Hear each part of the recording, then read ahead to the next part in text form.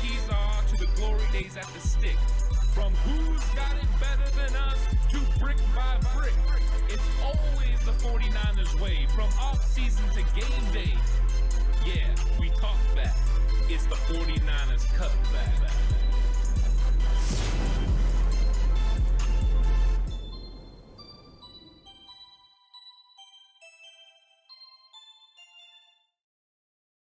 It's 49ers Cutback Podcast time. Welcome to the 49ers vs. Las Vegas Raiders game preview show. Really excited to get into some key matchups, offensively, defensively, talk about some bold predictions, and then, of course, go through and give the score prediction for this game and who I anticipate winning. Now, there's a lot of changes that have happened during this week. A lot of things have changed as far as who's going to be playing, especially for the Raiders.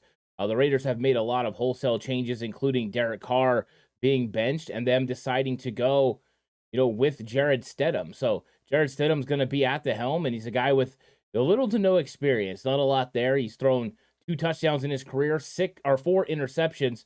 So a guy that has been prone to turnovers so far. And the news, of course, for the 49ers, there will be no Deebo Samuel. I don't know how much that surprised a lot of people, but I think we've all been on the same page. I would believe Deebo would be coming back at some point, but more than likely it would be Arizona.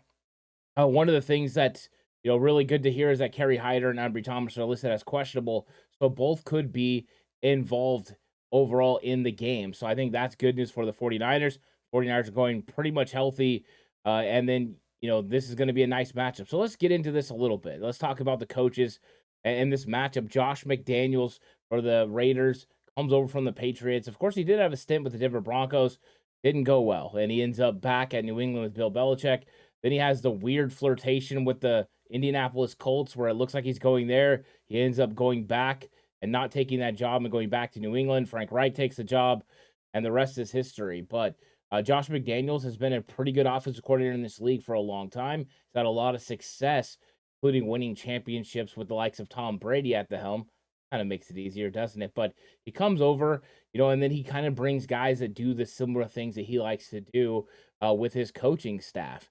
And they have a pretty good roster, you know what I mean? A lot of that's taking a little bit of a hit, with Derek Carr. I think Derek Carr and Jarrett Stidham are different players, and Derek Carr's a gunslinger. He's willing to go out there and take chances and get the ball out, to his big-time wide receiver, Devontae Adams. And then, of course, they have tight end Darren Waller as well. So, huge weapons in the receiving game for the Raiders. And then they have Josh Jacobs, and Josh Jacobs has been having a fantastic year, rushing for over 1,500 yards and 11 touchdowns.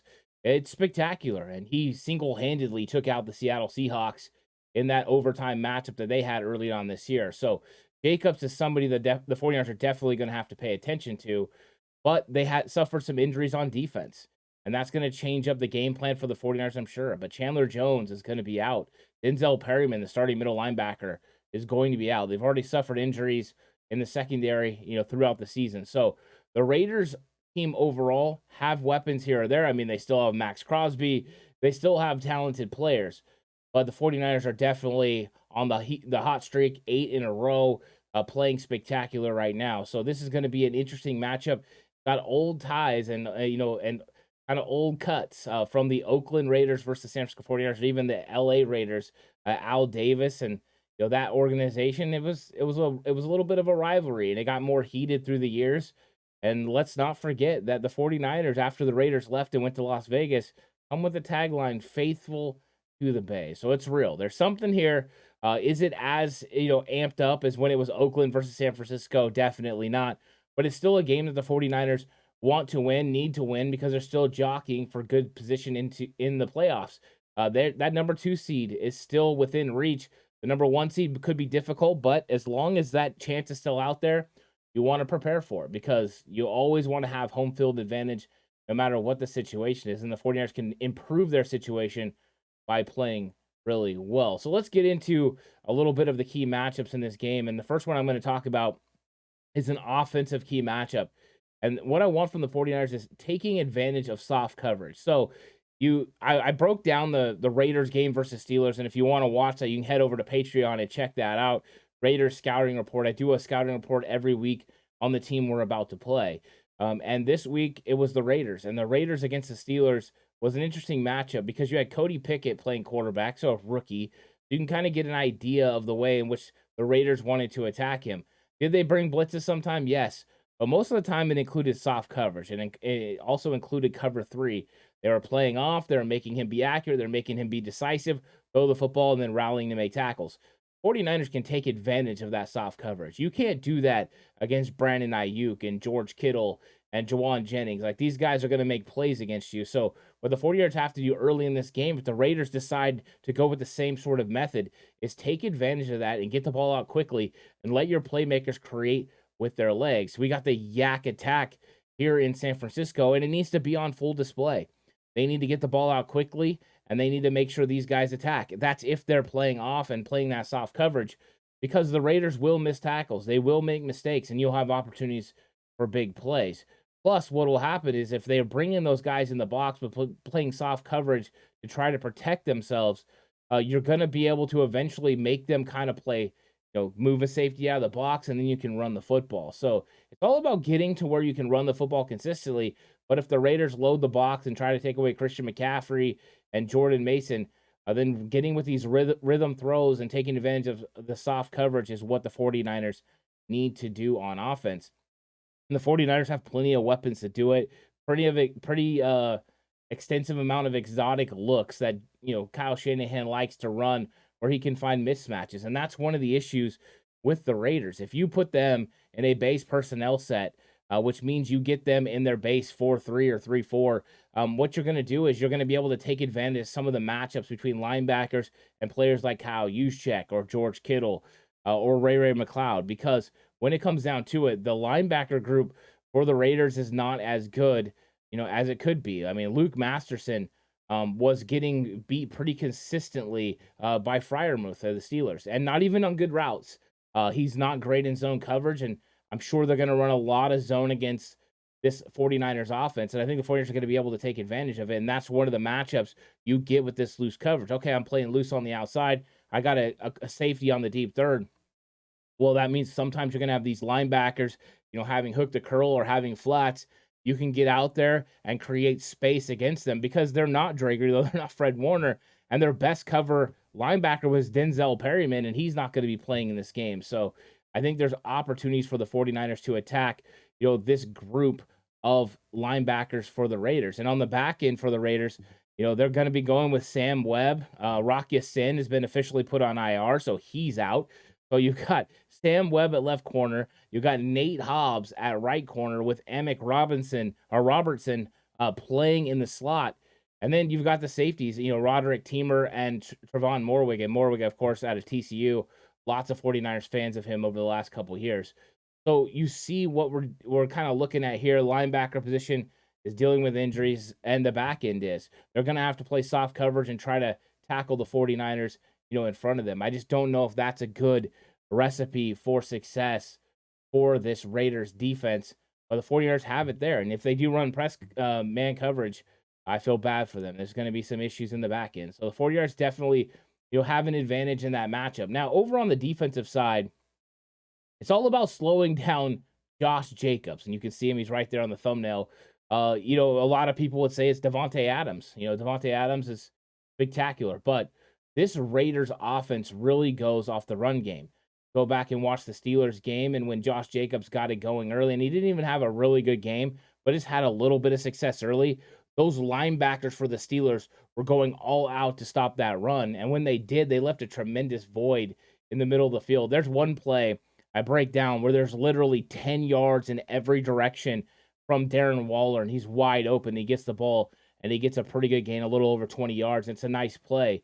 But that doesn't happen without the fear that Josh Jacobs is going to be able to run the football. And how do they do it? Well, they run a lot of mixed concepts, but they run zone scheme. They like to get Jacobs where he can be able to create on cutback lanes, but also read the holes and accelerate through. And he does a pretty good job. Problem is the 49ers are one of the toughest defenses in the league against running backs and against rushing attacks. They haven't given up one single 60-yard rusher the entire season. Jacobs, on the other hand, has been held under 60 yards only 3 times this season and went over 200 yards against the Raiders. So he's a guy that is pretty spectacular. This is the all-time matchup of the irresistible force meeting the immovable object. Yeah, and somebody's going to have to give, right? Somebody's going to have to make plays. You got Javon Kinlaw back, and boy, was that huge. With Javon Kinlaw and Eric Armstead on the insides and Samson Ebukam and Nick Bosa, two of the better guys at setting the edge in the entire league, it's going to be tough sledding for this Raiders offense to get going. The Raiders offense is, offensive line is not spectacular. They do have a couple notable names who are pretty good. Just like Colton Miller, he was drafted, just behind um, Mike McGlinchey in that draft in 2018. So he's a guy that has first round value. And, it's funny, the Raiders actually wanted to get Mike McGlinchey. And then you have Dylan Parham. A lot of people have been, fans of him. He's playing left guard. But then after that, you've got question marks on the right side with Alex Bars and and Andre James at center. So I think the 49ers have an advantage D-line to offensive line. And I think that's where they end up stopping the run. I think Jacobs is very good, and he's probably going to make a couple of cool runs here and there where he makes great cuts, breaks tackles, and makes plays. But I think with the re-addition of Javon Kinlaw and the fact that the 49ers, interior defensive line, whether it's T.Y. McGill, or Spence or whoever it is playing opposite of Armstead, have been able to slow up and take on double teams, that frees up Fred Warner, Dre Greenlaw, and potentially Azeez Al-Shire, because the 49ers have been playing a lot of nickel. They've been playing a lot of Jimmy Ward, on the field, and Azeez Al-Shire has been playing, 12 to 14 plays a game. Well, the Raiders like to run two tight ends. They like to put a fullback in there and load up. That puts your base personnel on the field. So if that's the case, you're probably going to see more Azeez Al-Shire in this game, and we'll see what the 49ers can do if they load up. And I expect the Raiders to load up some. They have to protect Jarrett Stidham. They can't get in situations where they throw on first and second and then it's third and long and Nick Bosa is able to get after you, or Eric Armstead is able just to pin his ears back and come. So it's very important for the Raiders to be able to establish a run game. And I just think that's going to be really tough sledding. So slowing down Josh Jacobs is a defensive key. And that will lead into what you do with Davante Adams, because Adams is your second process that you have to go through. You have to make sure you always know where he is. I think Mooney Ward is going to be on him. I think you're going to see 7 on 17 all game long, and they're going to try to take away Davante Adams probably at first with just Tarvarius Ward, and then if Ward needs help, they'll adjust accordingly. The only other options that the Raiders have at the receiver position, they do have Hunter Renfrow. Renfrow, he can complete third down conversions. He's good in the slot. He's quick change of direction. So I mean that'll be a little bit difficult if he's playing in the slot on Jimmy Ward. Ward not as good changing directions, but he is long and he is physical. So if he can get physical with Renfrow, that's where he can have success. And then, of course, you have Darren Waller, who they're going to have to pay attention to. Probably, get some looks from Talanoa Hufanga, Fred Warner, maybe even Jimmy Ward, depending on how they go about handling it. But those are the weapons for the Raiders. And it all starts with stopping the run. If you stop the run, going to make it easier to defend those players. And if Tarvarius Ward can hang with Davante Adams, and I'm not saying stop Davante Adams, but just hang with him, make him compete, and keep his numbers down, and they don't have to give him help, that this defense will be able to shut down the Las Vegas Raiders. I just really think this is a hard matchup for the Raiders overall. And now let's get into our Wow, That's Bold prediction. Wow, that's really bold. Whoa. Whoa. Whoa. It's really bold. Whoa. And my Wow, That's Bold. And of course, I want to know all your Wow, That's Bolds. Put them in the comment section down below. Let me know what your bold predictions are. I always love seeing your bold predictions and hearing them. It's always fun. But my Wow, That's Bold is going to be on the defensive side of the ball. I just like the matchup of the 49ers defense versus the Raiders offense. You throw in the fact that it's going to be Jarrett Stidham instead of Derek Carr, even though with Derek Carr, I probably would have predicted turnovers because he does that. 14 interceptions on the season. But I think the 49ers are going to sack Jarrett Stidham 5 times. I think they're going to get after him. I think Nick Bosa is going to have some success. I won't be surprised if he doesn't tie Aldon Smith's record by getting 2 sacks in this game and ending the game at 19.5, 3 sacks behind the all-time record in the NFL if he can, in that last game against Arizona. And I think Armstead's also going to get home. So I think it's going to be a fun game. I also think this 49ers defense is going to cause 2 turnovers.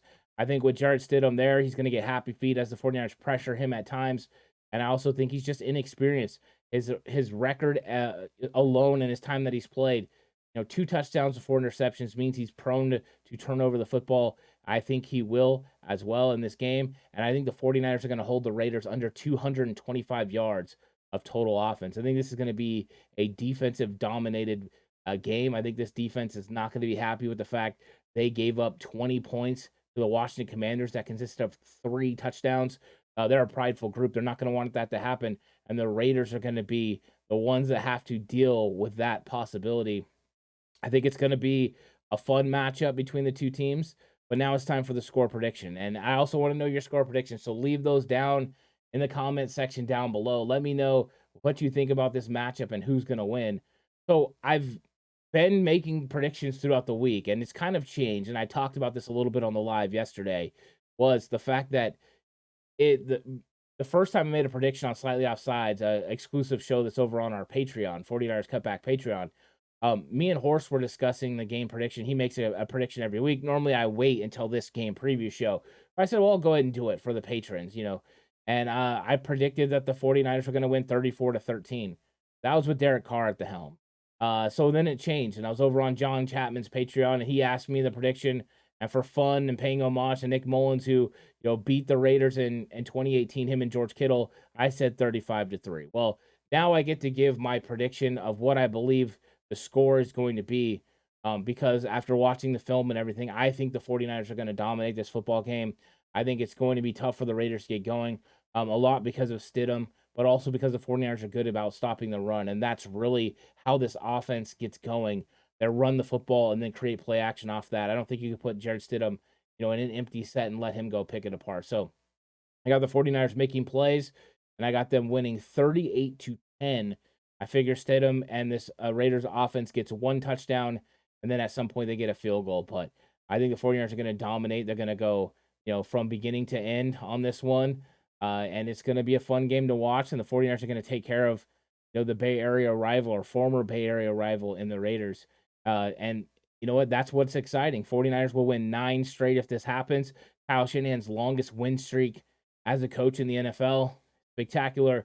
1 step closer, hopefully, to securing that 2 seed, depending on what happens with Minnesota and Green Bay. So go Green Bay. But guys, everybody, thanks for watching. If you haven't already, like the video. Subscribe to the channel if you haven't already. We've been getting a lot of subscriptions lately. Really appreciate the love and support that we get from the Cutback crew. You guys are the best.